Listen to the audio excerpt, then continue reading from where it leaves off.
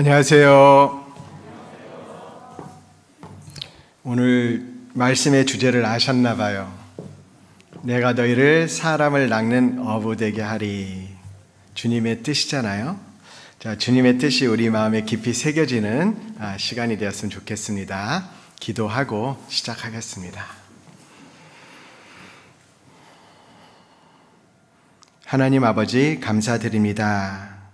우리를 구원하여 주시고 주님의 몸된 교회 가운데 김포교회 안에서 신앙생활을 할 수 있도록 인도하여 주심을 감사드립니다.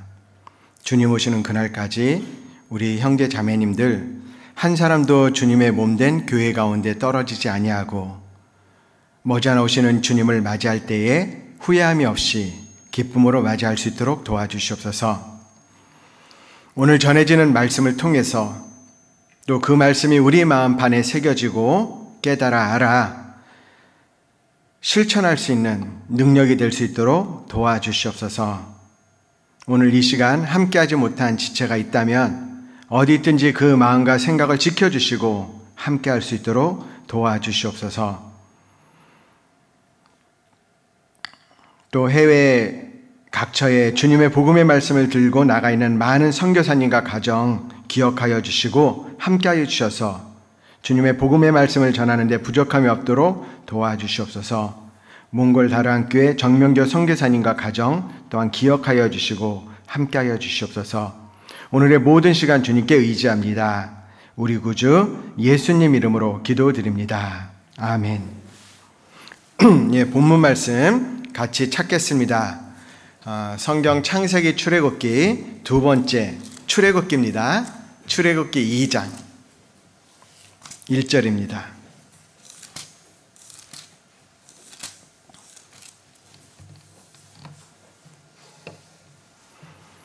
출애굽기 2장 1절.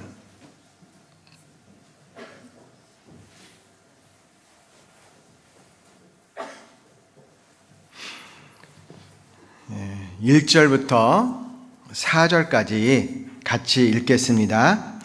레위 족속 중 한 사람이 가서 레위 여자에게 장가 들었더니 그 여자가 잉태하여 아들을 낳아 그 준수함을 보고 그를 석 달을 숨겼더니 더 숨길 수 없이 되매 그를 위하여 갈 상자를 가져다가 역청과 나무 진을 칠하고 아이를 거기 담아 하숫과 갈대 사이에 두고 그 누이가 어떻게 되는 것을 알려고 멀리 섰더니.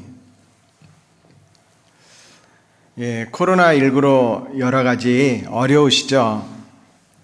또 생각하지 못한 많은 어려움들이 있을 수 있습니다. 자, 오늘 말씀을 통해서 하나님의 위로와 은혜가 함께 하시기를 기도드립니다. 자, 오늘 말씀의 주인공을 굳이 따진다면 물론 하나님이고 예수 그리스도지만 한 사람에 대해서 생각하려고 합니다. 자, 모세의 누나인데 그 이름이 미리암이에요. 우리가 주인공의 이름처럼 우리의 인생을 미리암. 자, 그럼 어떨까요? 아마 재미가 없을 수도 있고 은혜가 없을 수도 있고 하나님을 의지하게 되지 않겠죠. 그래서 미리 알 수 없도록 하셨어요. 더욱 주님만을 의지하라고.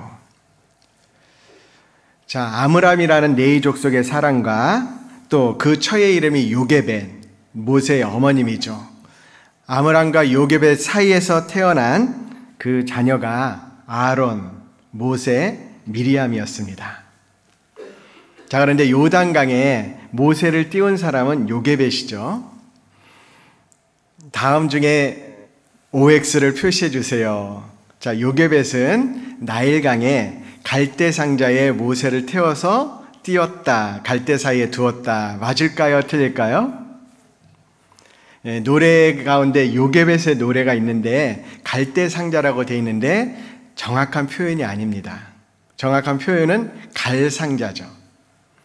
자, 이 갈이 뭐냐면 파피루스. 파피루스는 고대 종이의 재료가 되었잖아요. 그래서 성경도 파피루스 또는 양 가죽에 쓰여졌는데 성경의 처음 창세기, 출애굽기, 레위기, 민수기, 신명기 5권의 성경을 기록한 모세가 처음에 그의 운명이 갈상자에 의해서 좌우되었다라는 것도 결코 우연은 아닐 겁니다. 이 파피루스의 상자에 의해서 이렇게 태워졌고, 그리고 여기 상자라는 단어가 나오는데 여기에 나오는 상자라는 단어는 성경에 딱 2번만 나와요. 한 곳에는 이 상자가 나오고 또 한 곳은 창세기 6장에 상자가 나오는데 그게 방주입니다. 같은 히브리어를 사용했어요. 방주, 구원이다라는 것도 알 수 있습니다. 자, 이 성경을 통해서 우리가 많은 것을 볼 수 있는데 우연처럼 역사하시는 하나님, 갈상자를 갈대 사이에 두었는데 마침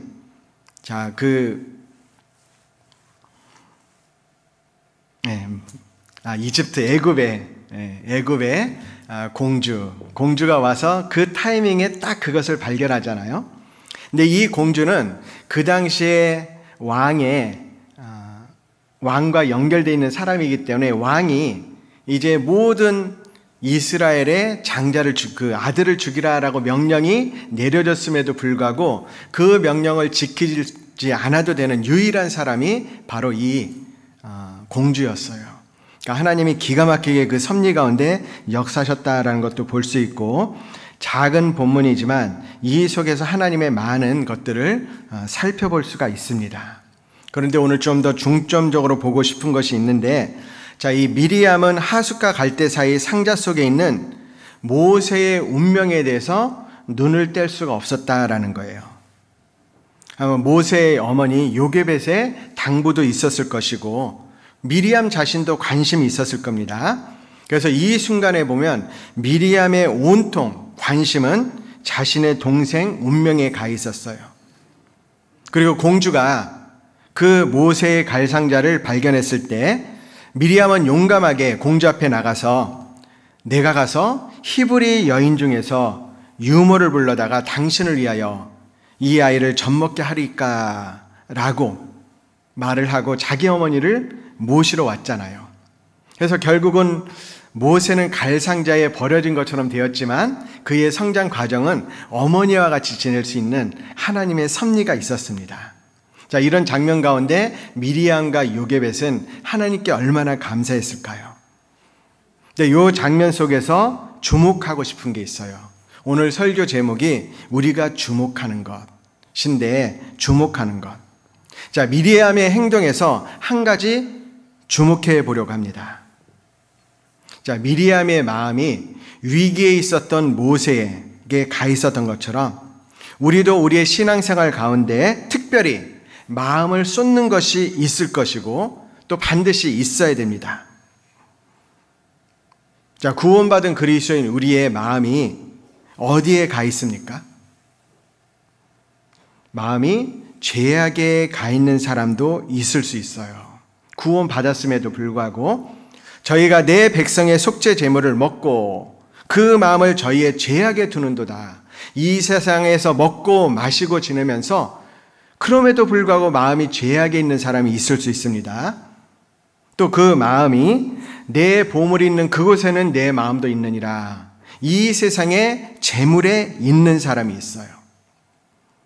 또 그 마음이 이 세상에 염려, 근심, 그래서 무엇을 먹을까, 무엇을 마실까, 무엇을 입을까, 거기에 마음이 가 있는 사람이 있어요.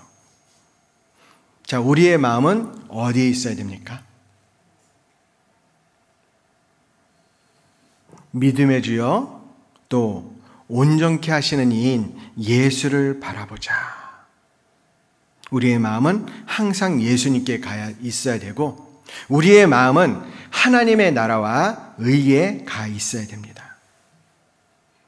자, 미리암의 마음은 모세에 가 있었어요.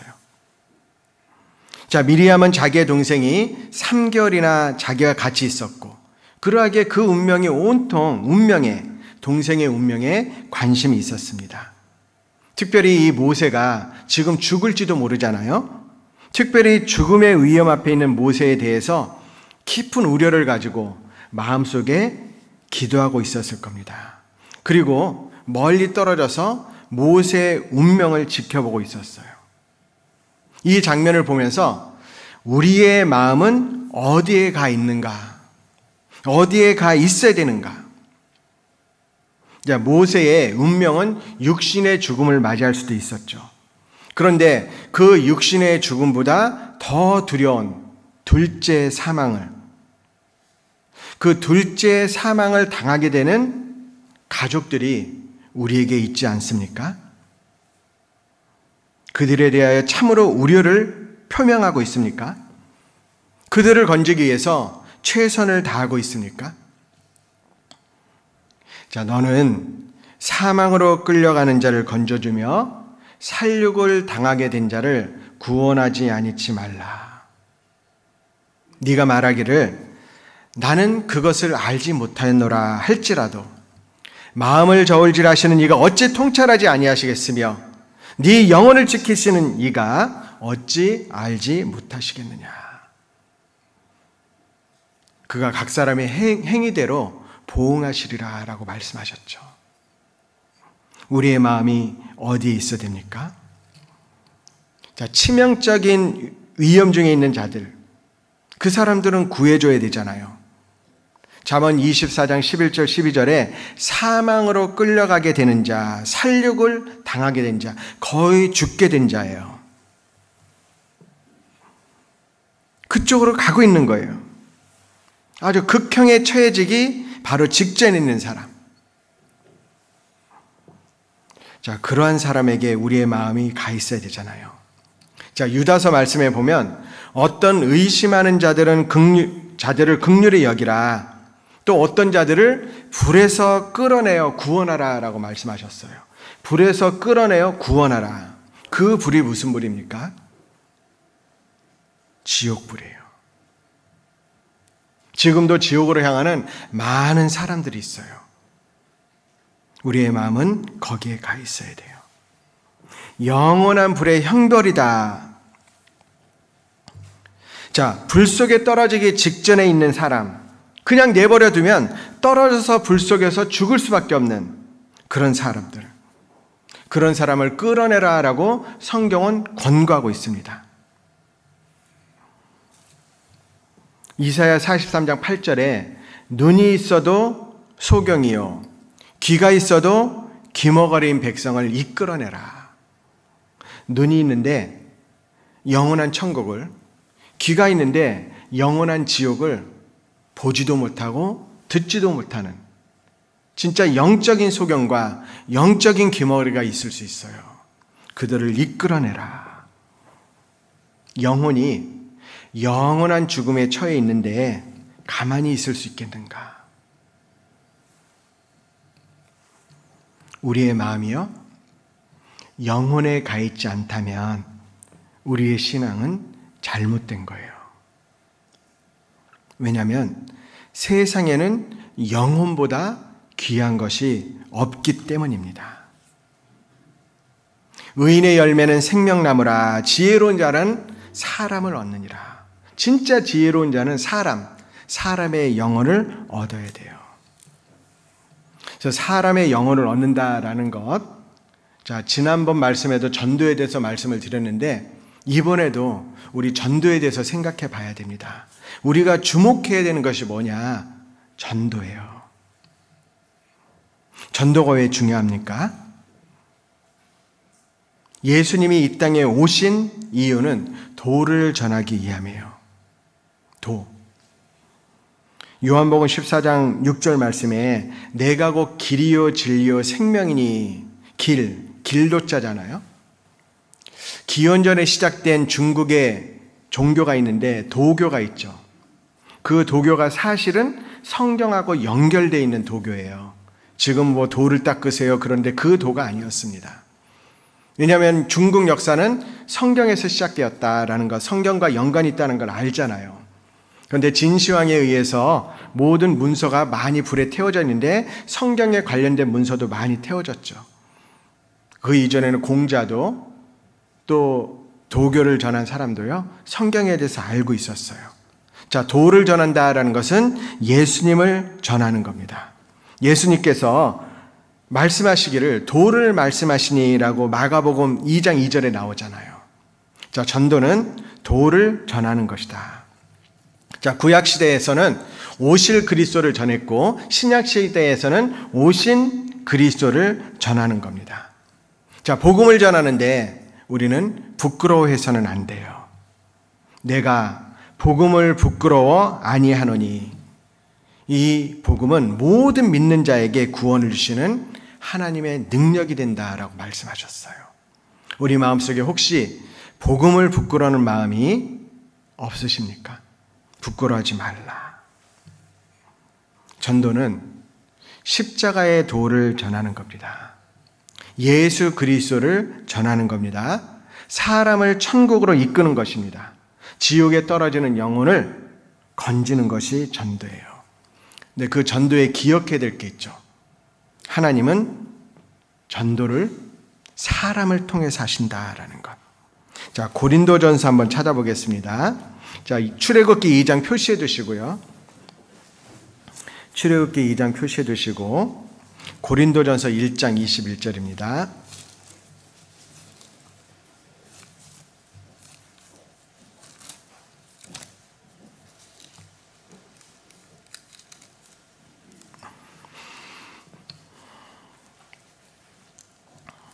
고린도전서 1장 21절에 하나님의 지혜에 있어서는 이 세상이 자기 지혜로 하나님을 알지 못하는 거로 하나님께서 전도에 미련한 것으로 믿는 자들을 구원하시기를 기뻐하셨도다.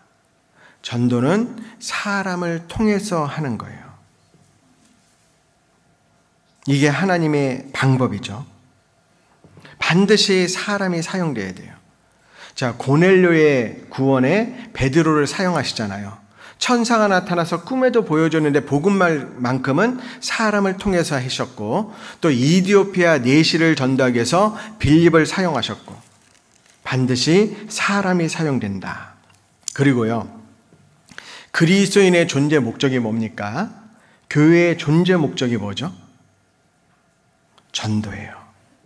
전도는 우리 주님의 지상 최대의 명령이잖아요.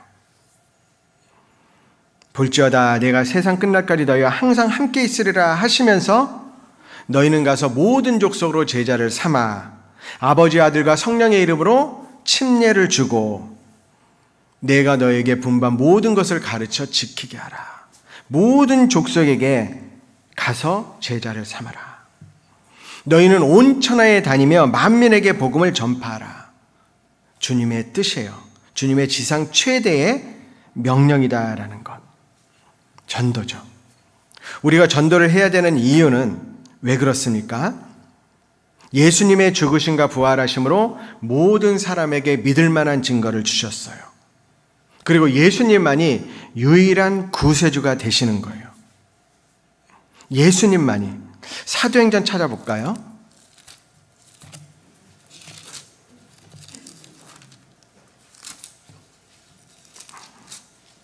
사도행전 4장 12절.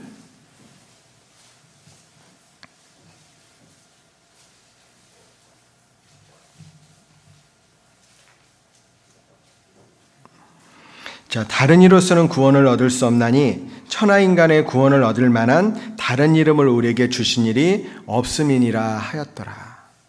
다른 이로서는 구원을 얻을 수 없다.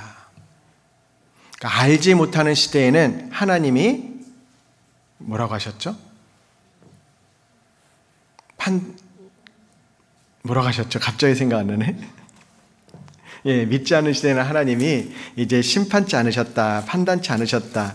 예, 우리 죄송합니다.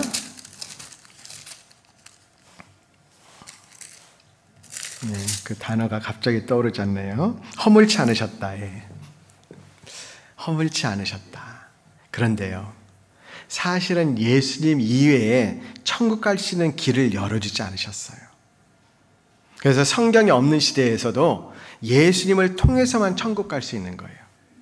양심으로도 천국에 가지 못합니다. 그래서 그 하나님과 동행했던 에녹 당시에는 성경이 없었죠. 또 에녹은 재림하시는 예수님까지 본 사람이에요. 그게 유다서에 나오잖아요. 그러니까 성경을 접하지 못하고 천국 가는 건 사실은 거의 불가능하다. 그런데 우리가 전도의 지혜가 필요한데, 제가 일본에서 선교할 때 어떤 분이 그러더라고요. 그러면 지금 이 말씀이 맞다면 우리 부모님은 지옥 갔단 말입니까? 라고 묻더라고요. 아직 구원받지 않은 상태에서. 그럼 거기서 아마 거의 지옥 갔을 거예요. 그럼 어떻게 될까요? 그 사람 말씀 안 들어요. 지혜가 필요한 거예요. 그러나 우리 마음속 구원받은 그리스도는 알잖아요, 양심적으로. 그러니까 전도해야 돼요. 물론 다 할 수는 없어요. 어느 순간에 하나님이 역사하셔서 그 사람이 예수님을 알았는지 우리는 모르기 때문에 누가 지옥 갔다라고 단정 지을 수는 없어요. 맞죠? 근데 우리 마음속에 예수님 이외에 천국 갈 수 있는 길을 열어주신 게 없잖아요. 그래서 우리가 전도해야 됩니다. 하나님께서는 전도로 사람을 구원하시잖아요. 전도에 미련한 것으로. 내가 전하지 않으면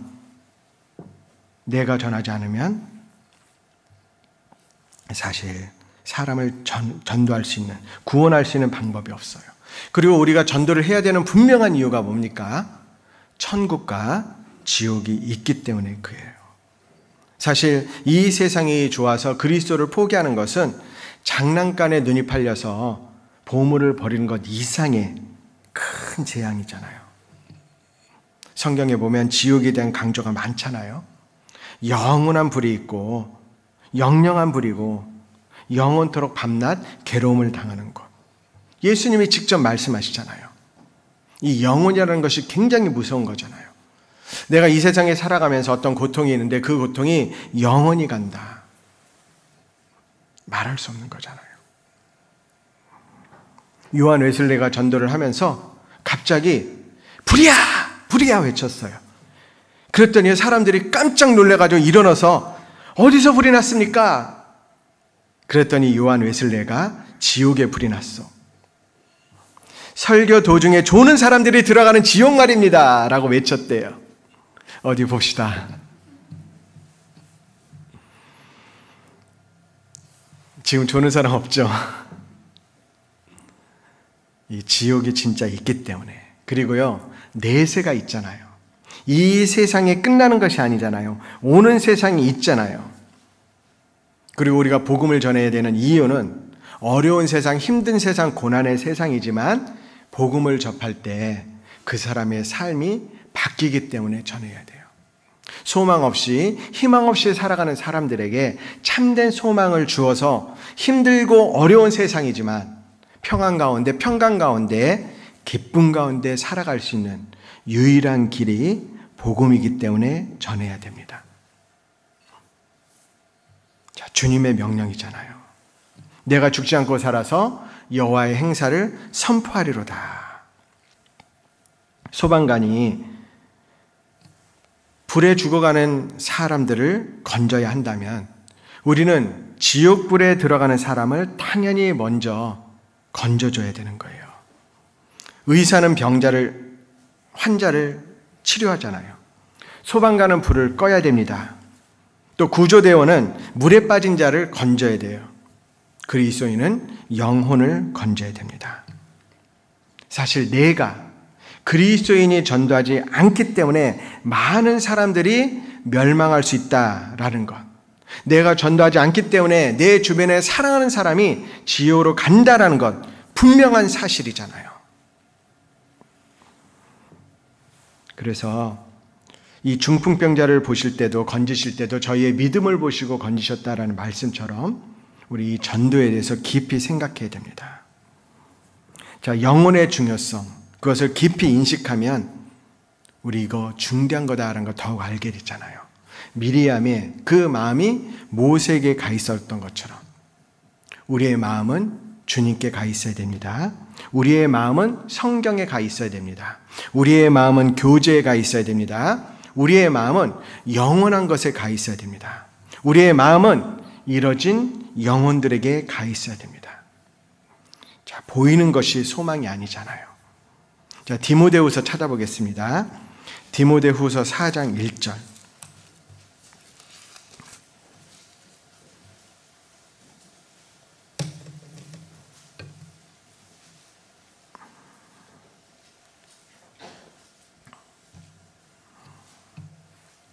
4장 1절 2절.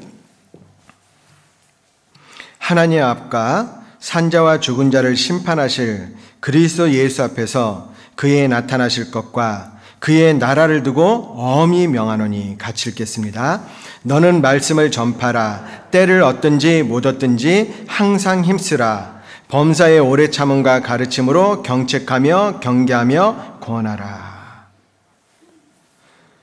하나님 앞과 산자와 죽은 자를 심판하실 그리스도 예수 앞에서 그의 나타나실 것과 그의 나라를 두고 엄히 명하노니. 이런 표현이 성경엔 별로 없어요. 엄히 명하노니. 너는 말씀을 전파라. 때를 얻든지 못 얻든지 항상 힘쓰라.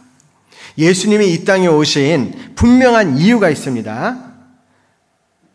우리가 다른 가까운 마을들로 가자. 거기서도 전도하리니 내가 이를 위하여 왔노라 라고 말씀하셨어요.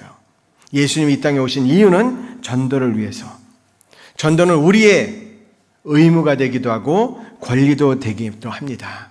전도는 초월적인 권리다라고 얘기하죠. 그래서 이 세상의 법이, 우리 회사의 사칙이, 우리 학교의 교칙이 전도를 금한다 할지라도 그래도 해야 되는 것이 바로 전도다라는 것. 여태까지 2000년의 기독교 역사 가운데 많은 박해가 있었어도 전도하는 이유가 무엇이냐? 초월적인 권리이기 때문에 그런 거예요. 사도들은 그것을 일깨웠죠. 사도행전에 보면 한번 볼까요? 사도행전 4장 17절.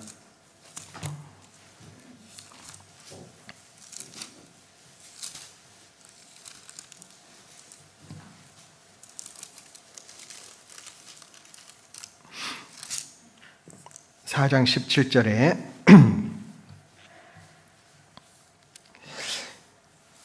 이 대제사장 안나스, 가야바, 관원, 장로들이 나와서 17절에 이것이 민간에 더 퍼지지 못하게 저희를 위협하여 이후에는 이 이름으로 아무 사람에게도 말하지 말게 하자 하고.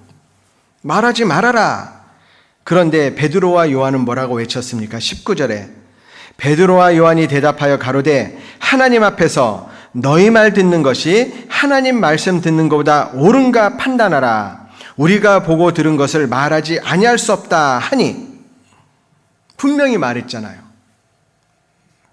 우리가 이 세상에 군대에서 병장의 말을 듣기 위해서 장군의 말을 무시한다. 있을 수 없잖아요. 위에 과장님의 말을 듣기 위해서 사장님의 말을 듣지 않는다. 있을 수 없잖아요. 세상 사람들의 말을 듣기 위해서 하나님의 말씀을 무시한다. 듣지 않는다. 있을 수 없어요. 그 어떤 상황 속에서도 전도할 권리가 우리에게 있다라는 것. 전도만큼 귀한 일이 없어요. 이 세상에서 가장 가치 있고 중요한 일은 전도입니다. 생명을 구하는 일이 정말 중요하잖아요. 119 구급차. 그래서 죽어가는 사람을 건져주고 응급실로 달려가는 의사 선생님. 왜냐하면 생명을 다루고 있는 문제잖아요. 자, 119 구조대가 50대, 즉 50살 먹은 사람을 살렸다. 의사 선생님이 60세 되신 그 사람을 살렸다. 그래봤자 20년 더 살게 하는 거예요. 근데 전도는 영원한 생명을 얻게 하는 거잖아요. 한 영혼의 가치가 천하보다 귀하다라고 말씀하셨어요. 한 사람의 인생, 한 사람의 영혼을 구원하기 위해서 내 전 인생을 바쳤다라고 할지라도 그것은 값진 거예요.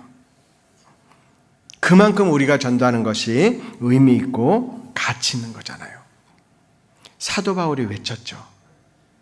나의 달려갈 길과 주 예수께 받은 사명, 곧 하나님의 은혜의 복음 증거하는 일을 마치려 하면은 나의 생명을 조금도 귀한 것으로 여기지 아니하노라. 그 생명조차도 귀한 것으로 여기지 않는 것. 그게 전도예요. 자, 그럼 우리가 누구에게 전도해야 될까요? 전도해야 될 대상. 만약에 이곳에 불이 났다면 누구에게 말해야 됩니까? 불치병을 낫게 하는 약을 경험했다면 누구에게 전해줘야 될까요?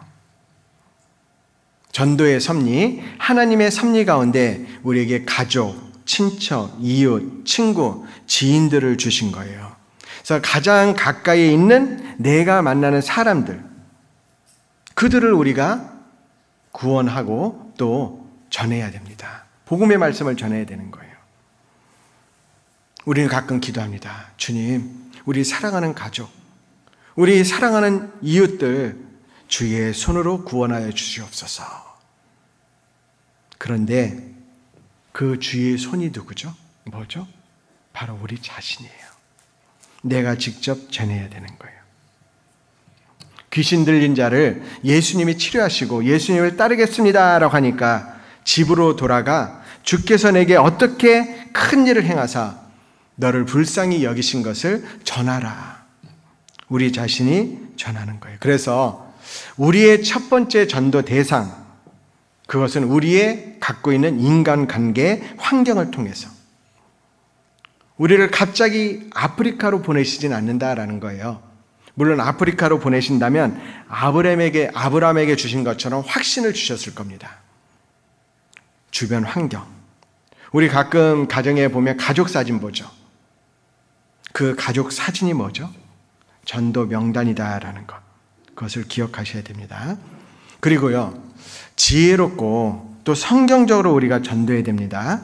지혜롭고 성경적으로 전도하기 위해서는 2마리의 개를 버려야 돼요. 우리가 버려야 될 2마리의 개가 뭐죠? 선경과 편익견. 그것을 버리셔야 돼요. 그것을 극복해야 되고 적극적으로 해야 됩니다. 자, 모든 사람에게 전하라. 제외된 대상이 없는 거죠. 이슬람교도, 불교도 제외 대상이 없는 거예요. 저 사람은 절에 다니니까, 성당에 다니니까 제외하지 말라라는 거예요. 그리고 전도는 움직이는 전도다. 적극적으로 해야 되는 거죠. 앉아있는 상태에서 하는 것이 아니고, 그리고 전도는 또한 새로운 성경의 지식을 꼭 전해줘서 그 사람이 선택할 수 있도록 해야 된다라는 것. 자, 전도에는 여러 가지 방법이 있는데 나다나엘 전도법이 있어요. 나다나엘 전도법. 이 나다나엘이 친구 빌립이 전도할 때 잘 듣지를 않았습니다. 그때 빌립이 나다나엘을 전도하기 위해서 썼던 방법이 있죠. 그게 뭐였을까요? 자, 요한복음 1장 45절.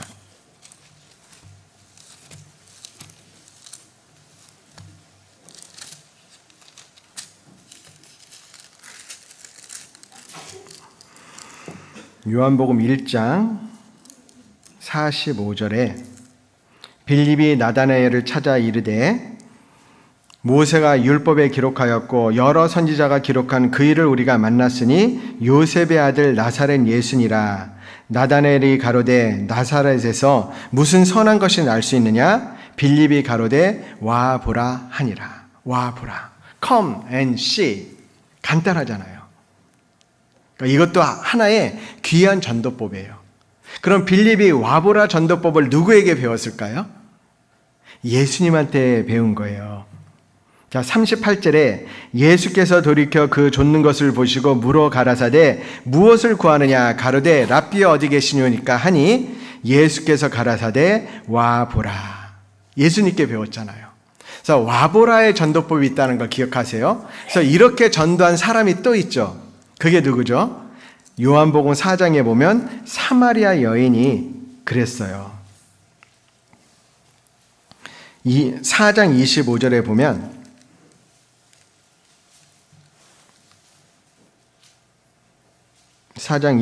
보면 여자가 가로되 메시아 곧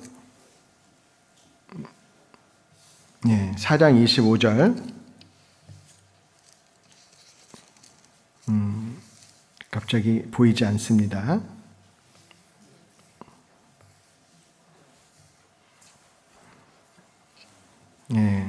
여기에 보면 29절에 나의 행한 모든 일을 내게 말한 사람을 와보라. 이는 그리스도가 아니냐 하니. 와보라.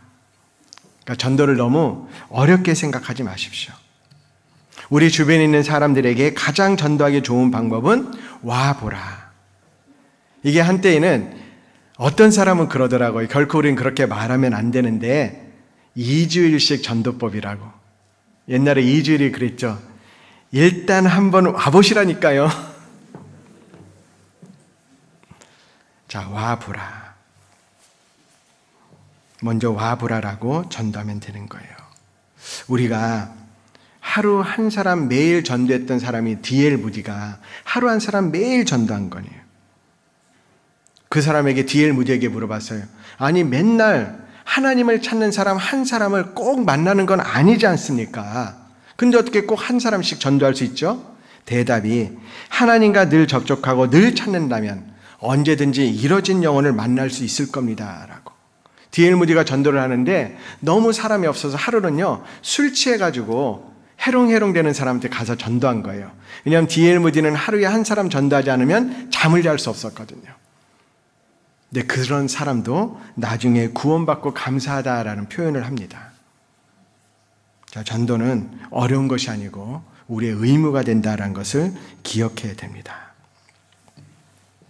자, 그리고요, 우리가 전도할 때 상대방의 수준을 고려해서 전도하는 것이 필요합니다. 상대방의 수준에 맞춰서.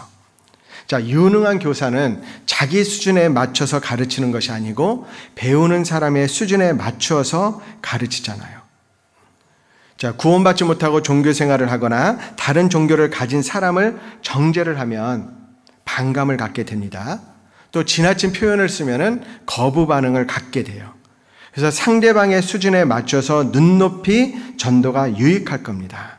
그래서요, 그 방법이 고린도후서 한번 찾아보겠습니다.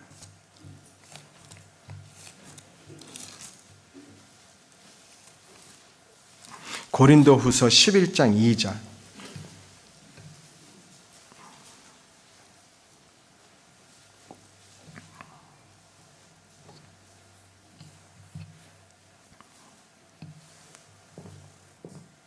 고린도후서 11장 2절에 같이 한번 읽겠습니다. 내가 하나님의 열심으로 너희를 위하여 열심 내노니 내가 너희를 정결한 처녀로 한 남편인 그리스도께 드리려고 중매함이로다. 여기에 지혜로운 전도의 방법이 나오는데 중매장이다. 중매함이다. 그러니까 중매장에 의해서 우리가 지혜를 배울 수 있잖아요. 중매를 잘해서 결혼 성공률이 높은 사람의 중매쟁이가 있는가 하면 지혜롭지 못한 중매쟁이가 있죠. 자, 지혜롭지 못한 중매쟁이는요, 이번에 너 만나면 꼭 결혼해야 돼. 그렇게 부담을 주면 만나는데 좀 어렵겠죠. 지혜로운 중매쟁이는 어떻게 얘기합니까? 그냥 만나만 봐. 차 한 잔만 마셔. 만나는 게 뭐게 힘들어? 그리고 해서 만났어요. 그래, 만나보니까 어때? 한 번 만나서 잘 모르겠지? 또 만나봐. 그렇게 자주 만나면 정도 들고요. 그러다 보면 나중에 나 그 사람이 좋아요 라고 바뀔 수 있거든요. 사람은 한두 번 만나서 모르는 것처럼 그런 전도법이 필요해요. 이 전도도 중매와 비슷합니다.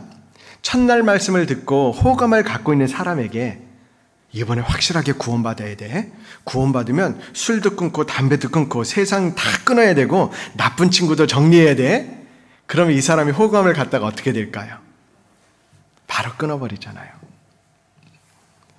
저를 전도했던 분이 이제 자기의 간증을 하면서 쭉 얘기를 해주시는데요. 그 구원받는 순간에 대해서 저한테 얘기해 주더라고요.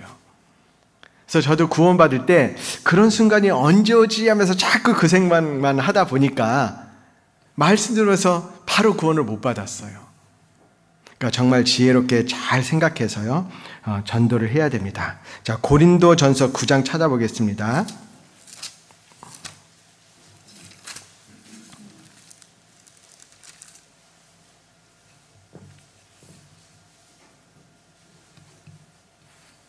고린도전서 9장 20절에 유대인들에게는 내가 유대인과 같이 된 것은 유대인들을 얻고자 하며 율법 아래 있는 자들에게는 내가 율법 아래 있지 아니하나 율법 아래 있는 자같이 된 것은 율법 아래 있는 자들을 얻고자 하며 율법 없는 자에게는 내가 하나님께는 율법 없는 자가 아니요 도리어 그리스도의 율법 아래 있는 자나 율법 없는 자와 같이 된 것은 율법 없는 자들을 얻고자 함이라.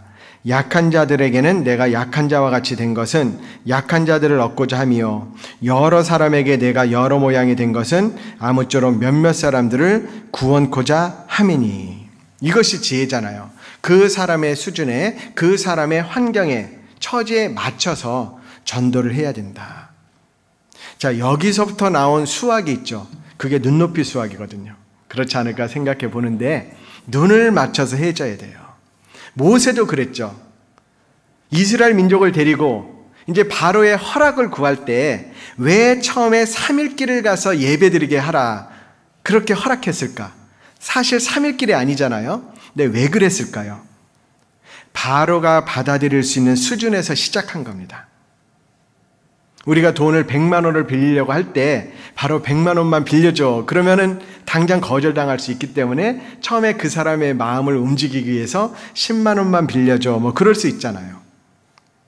말씀을 들으려면 7일 동안 늦지 않게 꼭 와서 들어야 돼. 그것도 좋지만 하루만이라도 와서 들어보자. 와서 너무 피곤하면 좀 자도 돼. 다 그러는 게 아니죠.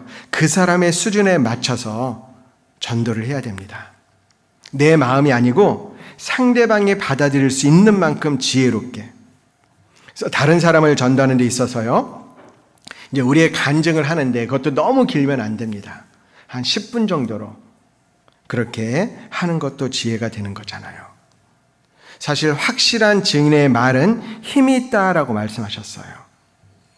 그리고 너희에게 소망에 관한 이유를 묻는 자에게는 대답할 것을 항상 예비하라고 말씀하셨습니다.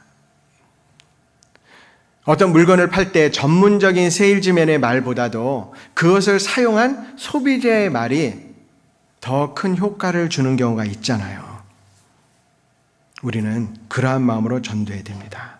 그리고요, 전도는 항상 해야 되지만 방법은 시기에 맞추어서 해야 됩니다.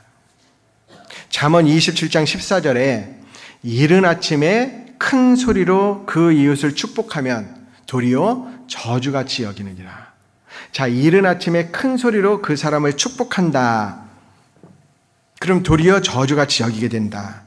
큰 소리로 축복한 것이 잘못된 것이 아니죠. 바로 시기가 잘못된 거예요. 적절한 시기에 적절한 방법으로 하는 것이 필요합니다. 그래서 기도와 더불어서 지혜롭게 해야 돼요. 그리고 우리가 전도할 때 기억할 게 있죠. 요한복음 1장 29절.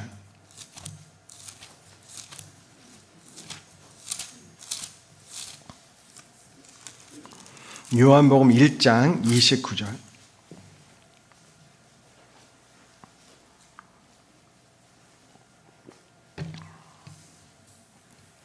이튿날 요한이 예수께서 자기에게 나오심을 보고 가로되 보라 세상 죄를 지고 가는 하나님의 어린 양이로다. 자, 요단 가까이 나온 많은 사람들을 전도하고 있습니다.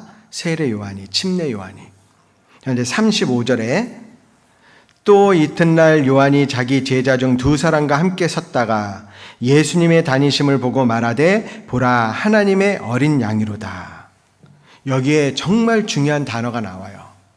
그 단어가 뭐냐면 또. 전도 한 번에 해서 끝내지 않았다라는 거예요. 그 다음날 똑같은 말을 또 했습니다. 빌립과 안드라가 어떻게 구원을 받았냐면 계속 반복적인 전도로 구원을 받은 거예요. 한 번에 성공할 수는 없다라는 것. 이번에 이 사람 꼭 구원받아야 돼. 이번에 이 말씀 듣고 꼭 구원받아야 돼. 그러한 조급한 마음이 전도를 망칠 수 있어요. 하나님에 대해서 충분히 알아야 되고 죄에 대해서 알아야 복음 말씀을 듣고 구원받잖아요. 하나님에 대해서만 확실히 아는 것만 해도 큰 소득이고 하나님에 대해서 모른다 할지라도 그 사람의 마음의 문이 열리는 것만 해도 큰 수확이 될 수 있잖아요. 반복적으로 반복된 방법으로 해야 된다는 걸 기억해야 됩니다. 그래서 잃어진 영혼들에 대해서 우리가 얼만큼 전도해야 되죠? 70번씩 7번 전도하는 것이 아닙니다. 살아있는 동안에 전도해야 돼요. 그 사람이 살아있다라는 것은 하나님이 아직 기회를 주시고 있다는 것입니다. 살아있는 동안 전도를 해야 돼요. 그리고 전도하는 데 있어서 정말 필요한 것이 있죠. 두 가지가 필요하잖아요. 사도행전 6장 4절.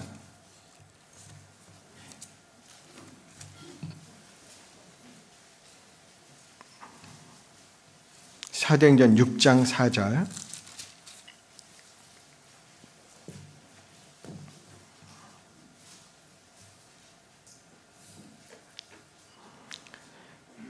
(6장 4절에) 같이 읽겠습니다.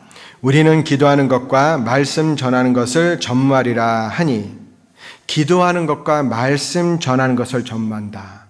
전도를 잘하기 위해서는 두 가지가 필요한 거예요. 근데 첫 번째는 바로 기도입니다. 전도는 성령의 역사심으로 이루어지는 것이기에 성령의 역사심을 위하여 우리의 기도가 필요합니다. 성령을 의지하는 법을 배우게 되는 거예요. 스룹바벨의 그 성전 건축을 할 때 이는 힘으로 되지 아니하며 능으로 되지 아니하고 오직 나의 신으로 되느니라. 성령의 역사. 하나님의 성전을 세우는 것도 성령의 역사. 우리가 전도를 해서 교회를 세우는 것도 성령의 역사. 내 힘으로 되지 않는 거예요. 그래서 기도해야 됩니다. 살리는 것은 영이잖아요. 생명을 주는 것은 영이잖아요. 내가 영을 살릴 수 없잖아요. 그래서 기도해야 되는 거예요. 그리고 반드시 붙어 있어야 되는 건 말씀 전하는 것. 말씀 전하는 것은 전도잖아요. 그러니까 전도와 기도는 항상 붙어 있어야 됩니다. 그리고 우리가 전도할 때 무엇이 필요하냐면 각오가 필요해요. 어떤 각오요? 고난에 대한 각오가 필요합니다. 골로새서 1장 24절.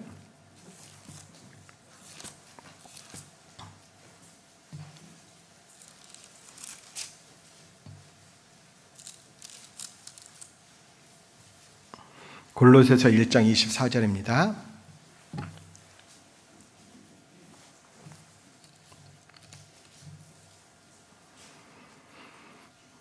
예.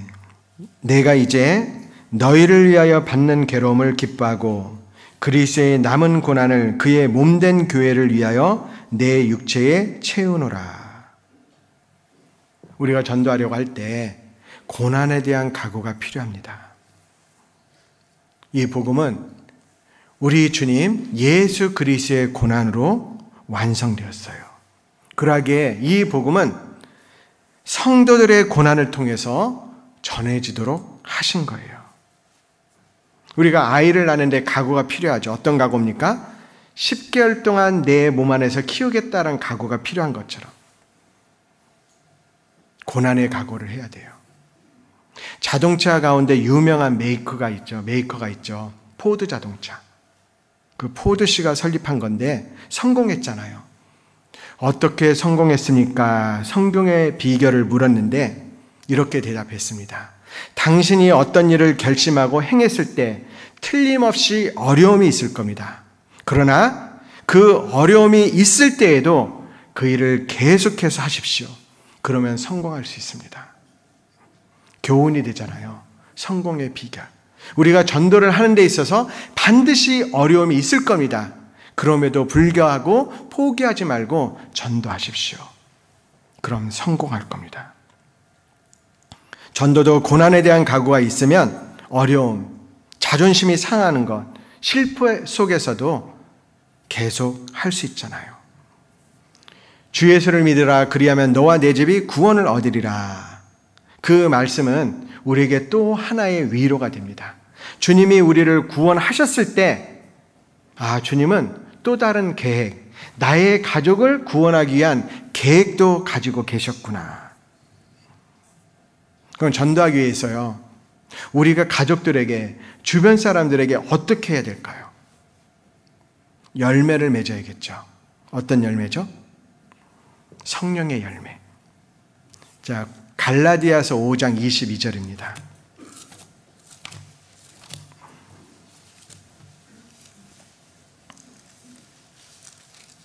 갈라디아서 5장 22절.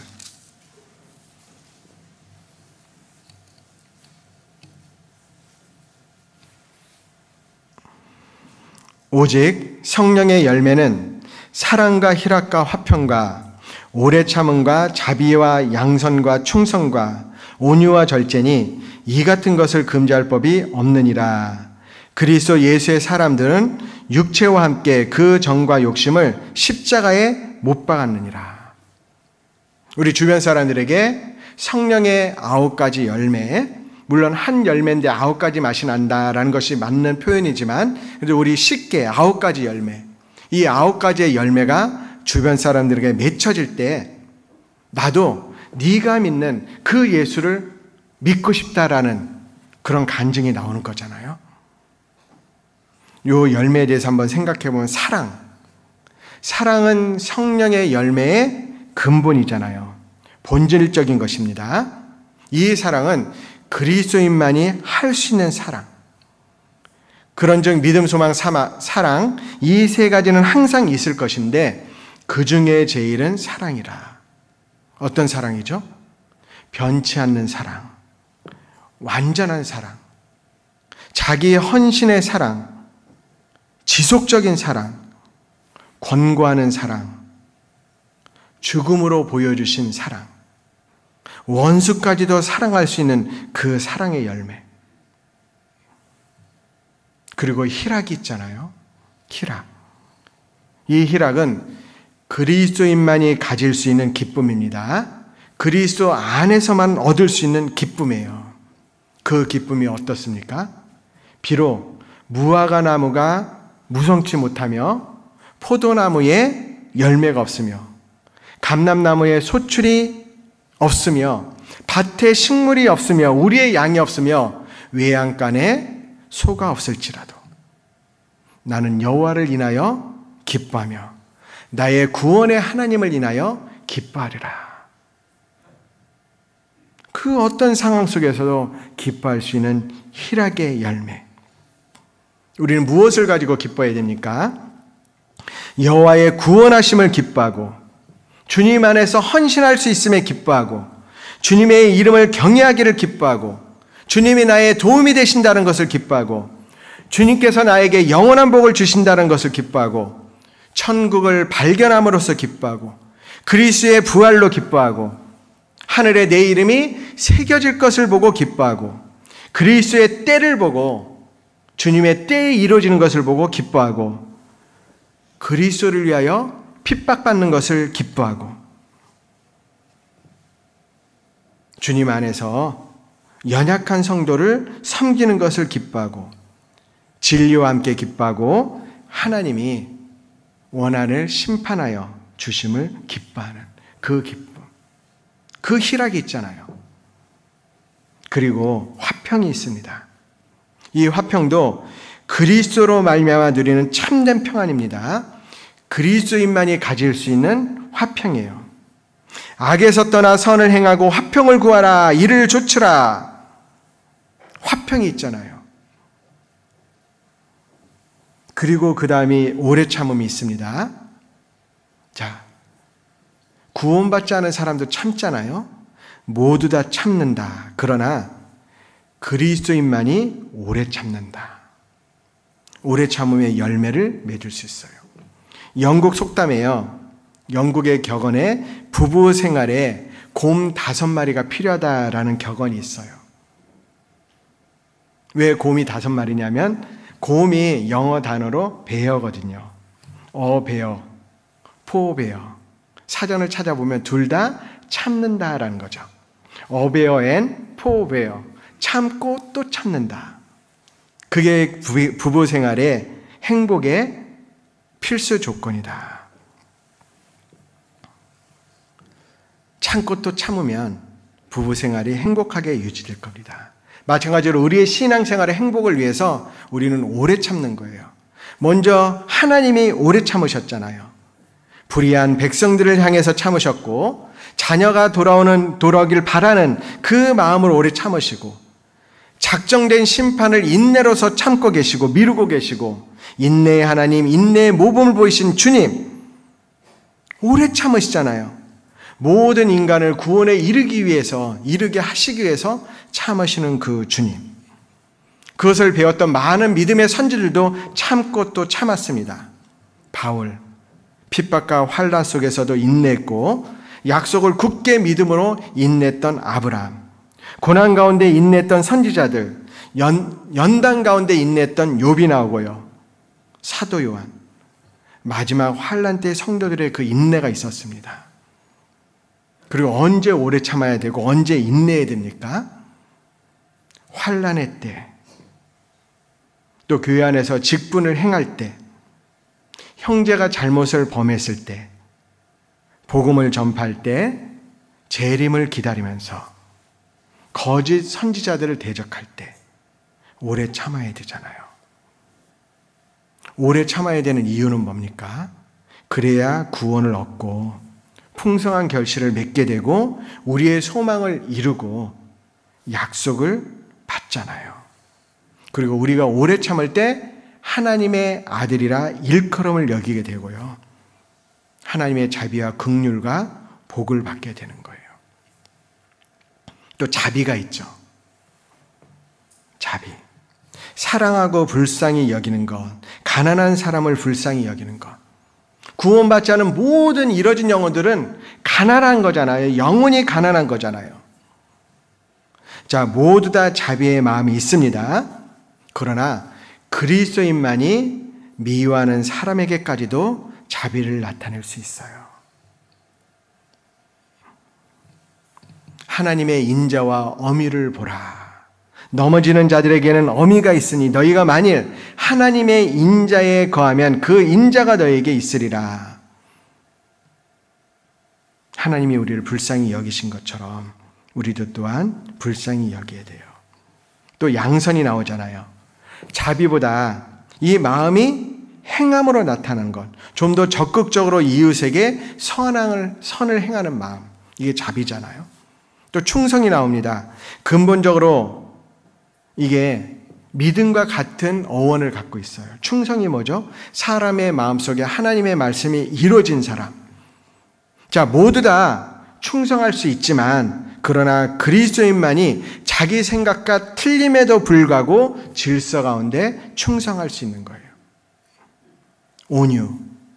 예수님의 온유죠. 예수님의 온유가 가장 잘 나타난 성경 가운데 하나가 이사야 53장 7절이잖아요.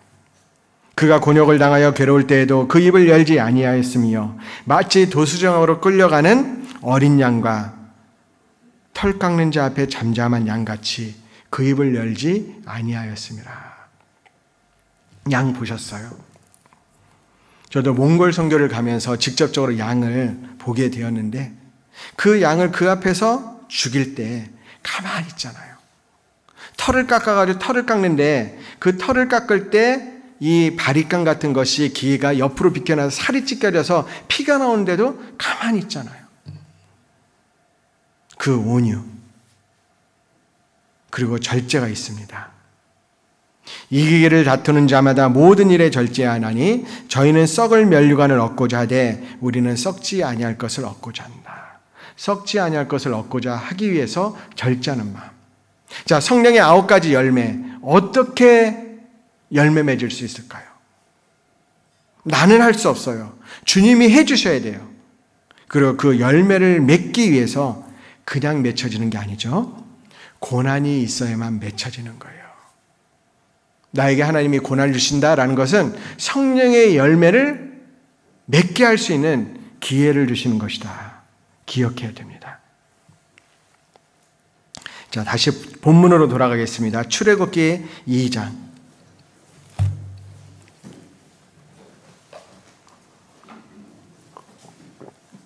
출애굽기 2장 7절입니다.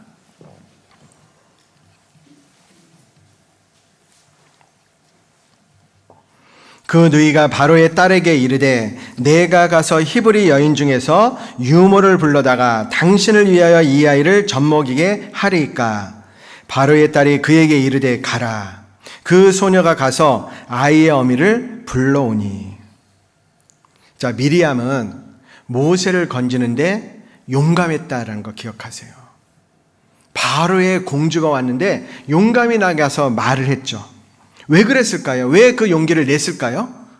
모세를 건질 수 있는 방법이니까. 그래서 모세를 건지는 쪽으로 말하는데 용감하게 말하잖아요. 시기적절하잖아요. 우리도 이 세상을 살아가면서 마땅히 말해야 할 때 적절히 말하는 것은 참으로 중요합니다. 시기적절한 말이 사람의 운명을 좌우하는 데 중요한 역할을 하잖아요. 미리암이 이 말을 한 것은 참으로 지혜롭고 힘있는 말이에요. 잠언에도 말씀이 있잖아요. 경우에 합당한 말은 아로새긴 은쟁반의 금사가니라. 아로새긴 은쟁반의 금사가. 소리 들어보셨어요? 아름다운 말을 시기적절하게 하는 그리스도의 말이 그 말과 같은 거예요. 미리암은 자기 동생을 건지는데 적극적이었습니다. 그렇다면 나는 적극적으로 사람을 구원하는 일에 참여하고 있는가? 최선을 다하고 있는가?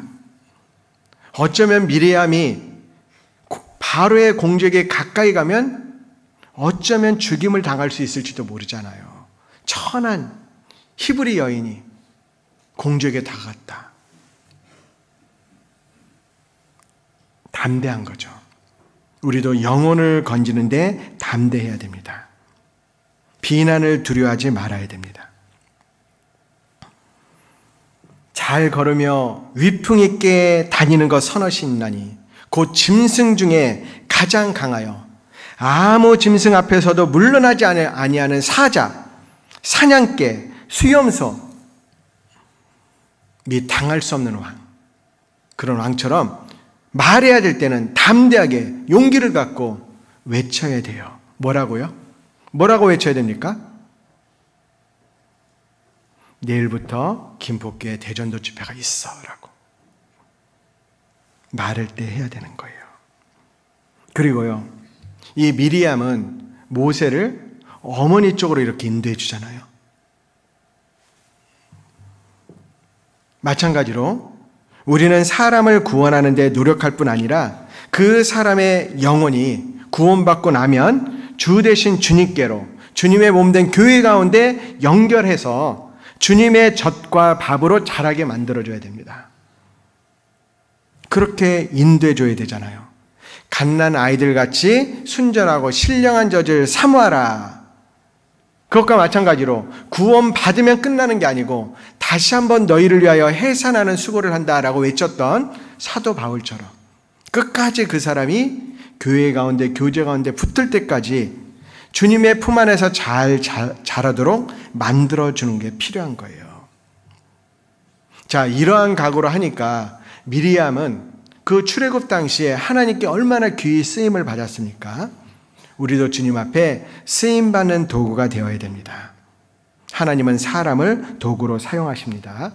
모세의 지팡이도 사용했고 나귀의 턱뼈도 사용했고 나귀도 사용했고 어린아이가 가져온 작은 도시락, 보리떡 5개와 물고기 2마리도 사용하시는 거잖아요. 우리도 그런 도구가 되어야 됩니다. 자, 하나님의 도구, 하나님께 쓰임받는 사람이 되기 위해서 필요한 조건이 있죠. 그 조건이 뭘까요? 바로 영혼을 사랑하는 사람이 되어야 돼요. 예수님이 베드로에게 3번 연거푸 물어보셨던 것이 뭡니까? 요한의 아들 시몬아, 네가 이 사람들보다 나를 더 사랑하느냐? 주님을 사랑하는 사람, 그 사람이 주님의 도구가 될 수 있죠. 주님을 사랑하는 사람은 이뤄진 영혼을 또한 불쌍히 여기고 긍휼히 여겨서 건져주려고 할 거예요. 그런데 이번에 말씀을 준비하면서 이런 걱정이 저에게 들었습니다. 뭐냐면 마태복음 13장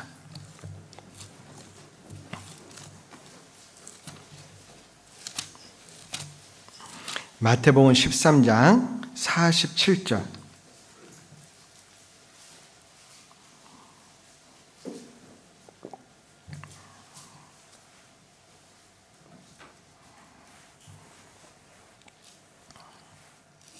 (13장) 47절부터 보면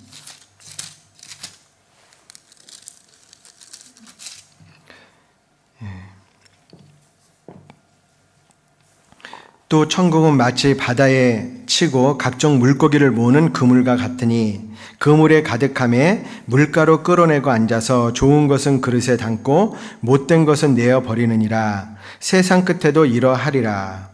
천사들이 와서 의인 중에서 악인들을 갈라내어 풀무불에 던져 넣으리니 거기서 울며 이를 갈미 있으리라.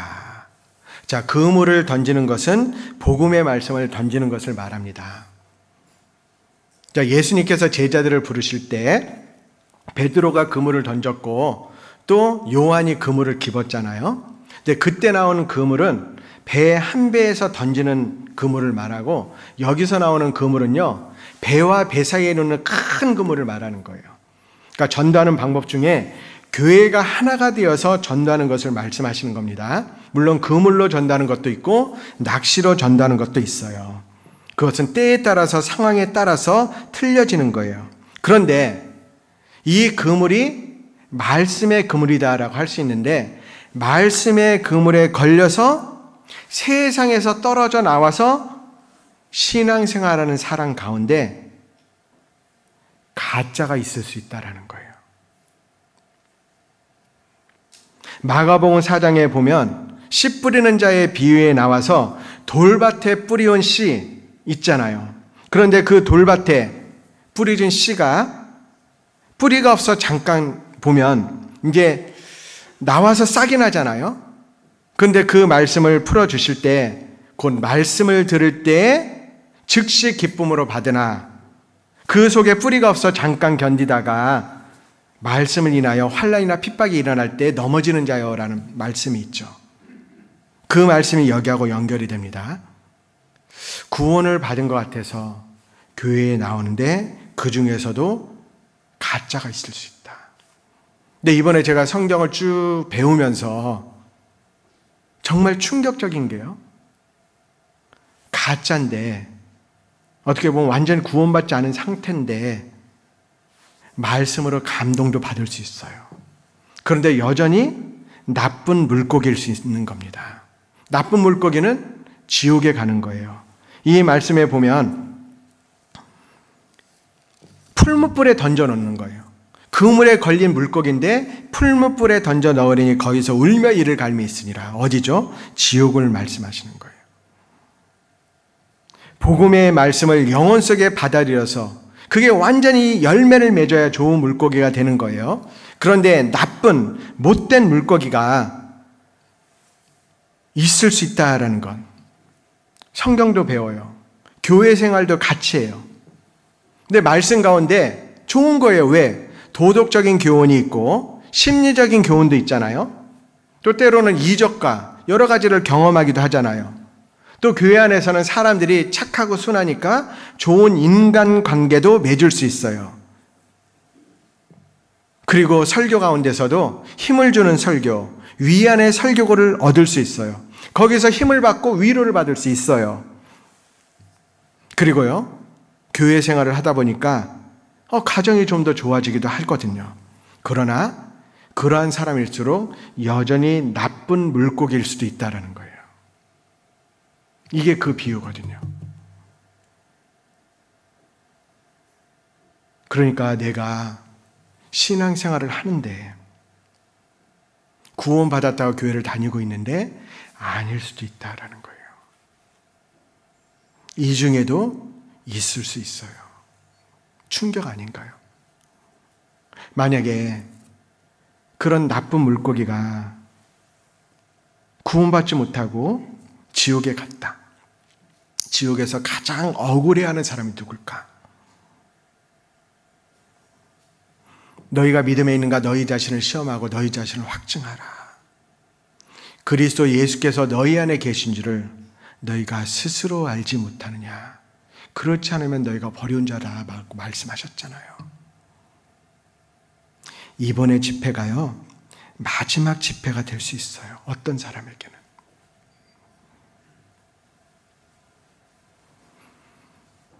자, 출애굽기 돌아가겠습니다. 출애굽기 4장. 2장이죠, 2장.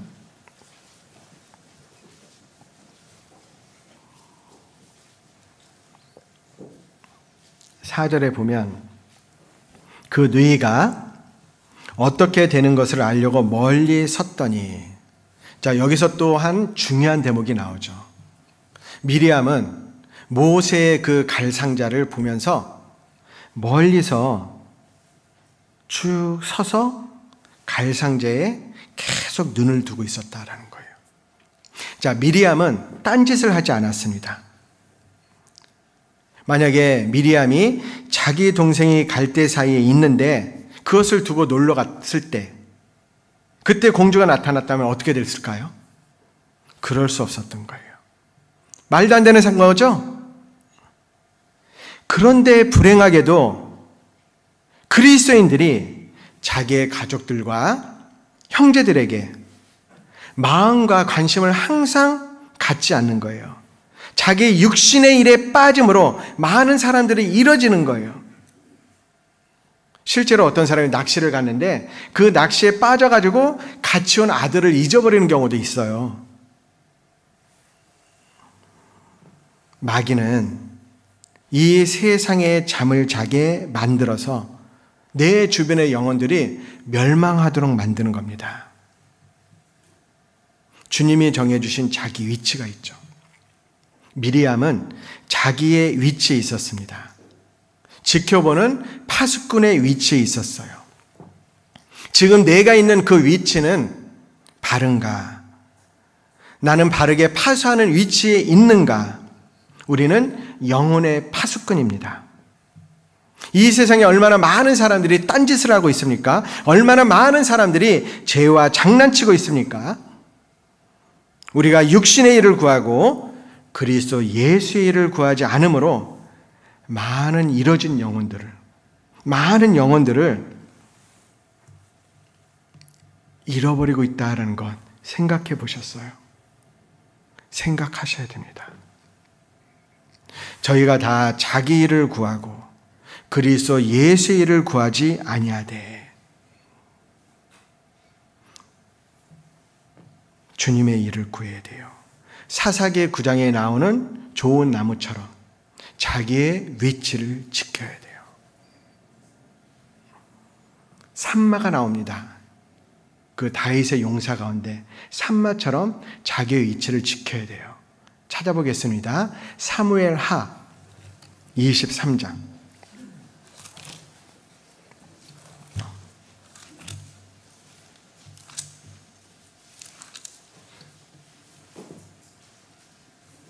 (11절입니다) 사무엘하 501쪽 근처에 있습니다.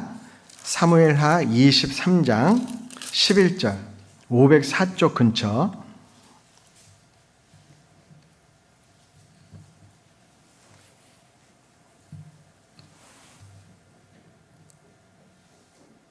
그 다음은 하랄 사람. 자, 사무엘하 23장 11절부터 제가 읽겠습니다. 그 다음은 하랄 사람 아게의 아들 삼마라. 블레셋 사람이 떼를 지어 녹두나무가 가득한 밭에 모임에 백성들은 블레셋 사람 앞에서 도망하되 저는 그 밭 가운데 서서 막아 블레셋 사람을 친지라. 여호와께서 큰 구원을 이루시니라. 블레셋 사람들이 침공한 거예요. 추수 때가 되니까 그 추수한 곡식을 뺏으러. 근데 백성들은 다 도망했는데 삼마만이 거기서 남아서 구원을 한 겁니다. 삼마가 왜 거기에 있었을까요? 이유가 있더라고요. 혼자 묵상해 봤는데 삼마란 뜻이 뭐냐면 거기 있다란 뜻이거든요. 삼마는 자기의 이름으로 깊이 묵상했을 거예요. 어떤 걸 묵상했을까요? 여호와 삼마. 하나님이 거기 계시는구나. 하나님의 뜻이 여기에 있구나. 그걸 생각해서 도망치지 않은 겁니다. 하나님의 뜻이 있는 곳에 우리의 소망이 있는 거잖아요. 실제로 타이타닉호 아시죠? 타이타닉호가 침몰했을 때 한 사람이 나무판을 끌어안고 파도와 그 매서운 추위와 싸우며 버텨내고 있었습니다. 그런데 그 추위 그리고 그 속에서 탈진해서 이제는 손가락에 힘마저 다 빠져가지고 잡았던 나무판을 놓치고 있었어요. 이제 도저히 못 잡는 거예요. 그럴 때 하늘 위에 헬리콥터, 한 사람이 타는 헬리콥터가 지나가는 걸 봤습니다.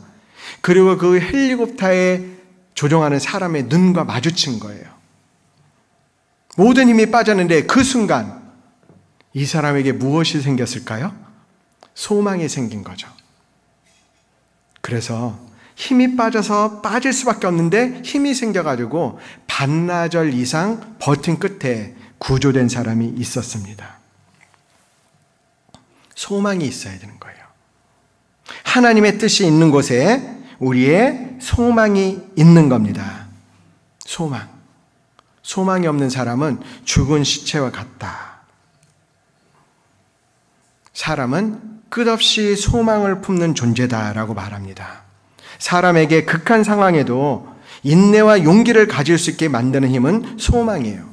사람에게 소망이 있는 한 어떠한 시련도 기꺼이 견뎌낼 수가 있습니다. 허파에 산소가 필요하듯이 우리 삶에는 소망이 필요하다. 사람들이 왜 좌절할까요? 왜 자살할까요? 생활고에 시달려서입니까? 아닙니다. 소망이 없기 때문입니다. 아무리 고달파도 소망이 있으면 견딜 수 있습니다. 그러나 모든 것이 구비되었다 할지라도 소망이 없으면 끝이에요. 그리스도인의 소망은 무엇입니까? 여러분의 소망은 무엇입니까? 그리스도인이 이 세상을 살아가는 원천은 무엇일까요? 그 소망의 시작은 어디에서부터입니까? 바로 여호와 삼마. 하나님이 나와 함께한다라는 것, 나에게 주신 그 위치를 지키면서 있는 것, 거기에서 소망이 시작되는 거예요. 하나님이 나를 아신다라는 것이 우리의 힘의 원천입니다. 인생을 살아가다가 아무도 나를 도와줄 수 없을 때, 사랑하고 믿었던 사람들이 내 곁을 떠났을 때, 온 우주에 오직 나 혼자 서 있는 것 같은 커다란 고독에 신음하고 있을 때에도 하나님은 나를 보고 계신다. 여호와 삼마입니다. 나의 모든 형편을 알고 계신다. 주님이 나와 함께 하신다. 이것이 용기잖아요. 자, 여호와 삼마 찾아보겠습니다. 에스겔 제일 마지막 구절입니다. 에스겔 48장 35절.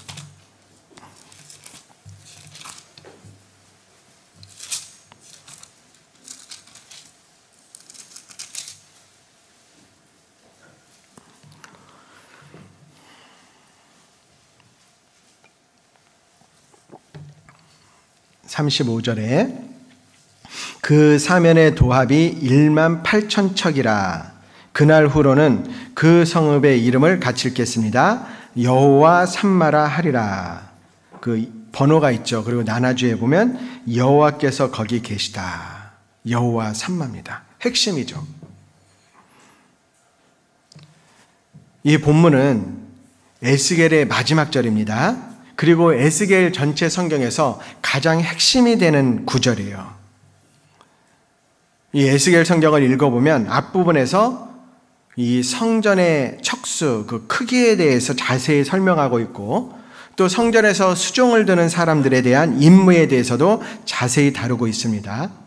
그리고 성회, 그 절기에 드릴 예물, 제사법에 대한 규례도 말을 하고 있는데, 새로운 땅에 대한 분배도 다루고 있습니다. 그리고 마지막 결론이 그 성읍의 이름, 새로 나오는 예루살렘 성읍의 이름이 나오는데 그것이 여호와 삼마. 에스겔 환상 중에 하늘의 예루살렘에 붙여진 이름입니다. 여호와 삼마, 하나님이 여호와께서 거기 계시다. 에스겔은 사실 이스라엘의 죄로 인해서 하나님의 영광이 떠난 것을 봤습니다. 그런데 새로운 언약이신 예수님을 통해서 하나님의 영광이 앞으로 영원토록 자기와 함께하겠다. 그것을 환상 가운데서 보고 여호와 삼마라고 외친 겁니다.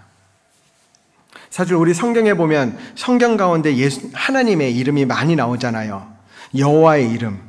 왜 다양한 이름을 주셨냐면 한 가지 이름으로 하나님의 속성을 다 말할 수 없기 때문에.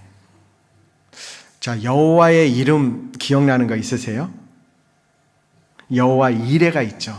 미리 준비하시는 하나님. 시간 관계상 제목만 말하겠습니다. 여호와 니시. 니시는 깃발이잖아요. 승리케 하시는 하나님. 여호와 라파. 치료의 하나님. 여호와 샬롬. 평강의 하나님. 그리고 또 대표적인 것이 여호와 삼마. 사실 하나님은 어디든지 계시는 분이잖아요. 하나님의 편재 어디든지 계십니다. 그런데 왜 여호와께서 거기 계시다라고 했을까요? 하나님의 능력이, 하나님의 위로가, 하나님의 사랑이, 하나님의 도우심이 나와 함께 하신다라는 것. 이 여호와 삼마와 똑같은 말씀이 임마누엘이에요. 같은 뜻을 가진 겁니다. 여호와 삼마의 약속은 임마누엘이신 예수 그리스도의 이 땅에 오심으로 완성이 됐잖아요. 사실 우리는 하나님은 우리와 늘 함께 계시지만 우리가 하나님을 잊고 살아갑니다. 평안할 때는 하나님이 필요 없는 거예요. 일이 잘 풀릴 때에는 하나님의 도움이 없이 꼭 자기 힘으로 한 것 같고, 하나님이 함께하여 주지 않아도 넉넉히 이 세상을 이기며 살아가는 것처럼 생각합니다. 그런데 평상시에 내 힘대로 살아가다가 힘들고 어려울 때, 지치고 고단할 때 하나님 어디 계십니까? 라고 찾을 때가 많아요. 그러나 하나님은 언제나 우리와 변함없이 함께 하셨습니다. 하나님은 우리를 떠난 적이 없습니다. 우리를 버린 적이 없습니다. 우리를 도와주시지 않은 적이 없습니다. 하나님은 우리가 기쁘고 즐거울 때나 힘들고 어려울 때나 언제나 함께하여 주십니다. 돈을 사랑치 말고 있는 바를 족한 줄로 알라. 그가 친히 말씀하시기를 내가 과연 너희를 버리지 아니하고 과연 너희를 떠나지 아니하리라. 하나님은 우리에게 약속해 주셨습니다. 하나님은 신실하신 분입니다.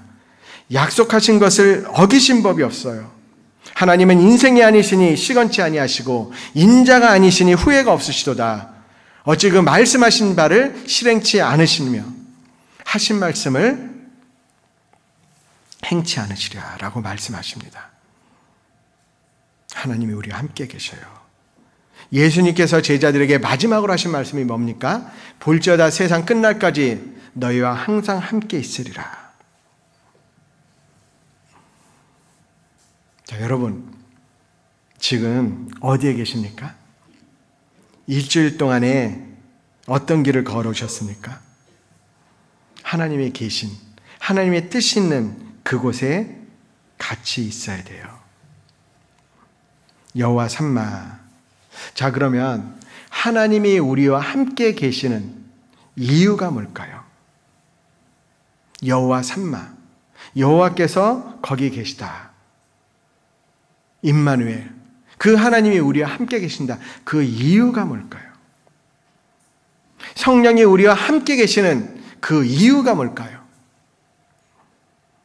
나의 심장이 뛰고 있는 이유가 뭘까요? 내 맥박이 쉬지 않고 뛰고 있는 이유가 뭘까요? 우리 몸에 각인시켜야 돼요. 전도를 위해서입니다. 전도. 우리 김포교회에 하나님께서 특별한 기회를 주셨죠. 계속되는 전도 집회가 우리에게는 커다란 기회가 되는 거예요. 어떤 사람은 말합니다. 아니, 교구 집회, 청년회 집회, 대전도 집회, 왜 이렇게 집회가 계속되냐고. 사실 교구별로 이 자립심이라고 해야 될까요? 그 역할을 배우기 위해서 교구 집회를 잡았고, 또 청년회도 그런 걸로 잡았는데, 이제 교회 안에서 교제하다가 이렇게 정하게 되었습니다. 근데 정하고 나니까 하나님의 뜻이 있는 거예요. 어떤 뜻이요? 코로나 시대에 이렇게 전도 집회가 계속되고 있기에 전도가 지금부터 우리에게 생활화가 되어야 된다. 깨어나야 된다.